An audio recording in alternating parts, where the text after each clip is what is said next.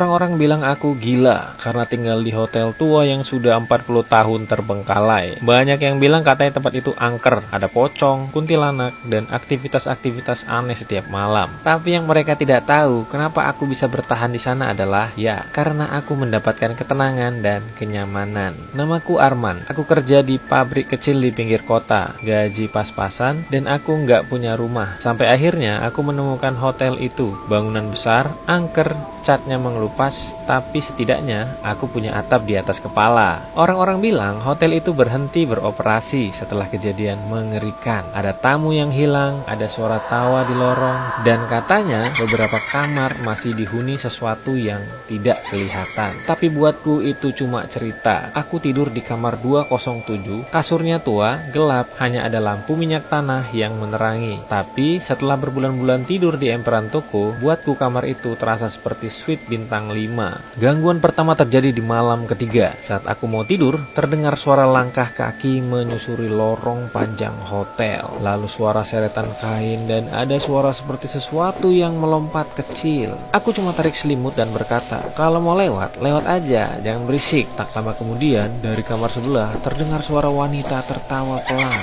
dingin, panjang, melengking. Aku membuka mata sebentar, mendengus. Dibilangin kok malah ketawa sih. Hanya ada suara angin yang membalas. Aku cuek dan tidur lagi. Semakin hari gangguan makin intens. Pintu kamarku sering terbuka sendiri. Lalu ada bayangan putih meloncat-loncat di ujung koridor. Kadang ada rambut panjang terjuntai dari ventilasi kamar mandi. Suara ketukan di pintu jam 2 pagi. Suara seorang berbisik di belakangku saat aku sendirian. Bahkan pernah satu malam, seekor pocong masuk ke kamarku, berdiri di pojok ruangan. Aku cuma melirik sebentar dengan suara lelah. Bro, kalau mau ngajak main mending sama yang lain geh. Capek kali aku. Entah kenapa malah hilang sendiri. Hantu-hantu itu bingung melihat aku tidak takut. Seolah semua usaha mereka gagal total. Dan jujur aku merasa hotel ini justru lebih damai daripada dunia luar. Sampai suatu malam saat aku pulang kerja, aku menemukan sebuah pintu besar terbuka di lantai bawah hotel. Pintu yang selama ini selalu tertutup rapat. Di dalam ada ruangan bekas dapur, berdebu, gelap, dan di tengah-tengah ruangan itu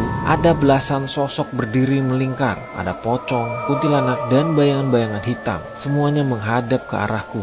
Aku menelan ludah, bukan karena takut, tapi karena akhirnya mereka memutuskan memperlihatkan semuanya. Dan salah satu kuntilanak itu maju ke depan dan dengan suara serak berkata, "Hei manusia, kenapa kau tidak takut?" Aku tersenyum pelan, bukan senyum menantang, tapi senyum tulus. Lalu ku jawab pelan, "Iya, karena di sini baru pertama kali aku merasa punya rumah." Dan anehnya, sejak kalimat itu keluar, semua gangguan berhenti. Pintu kamar tidak pernah lagi terbuka sendiri.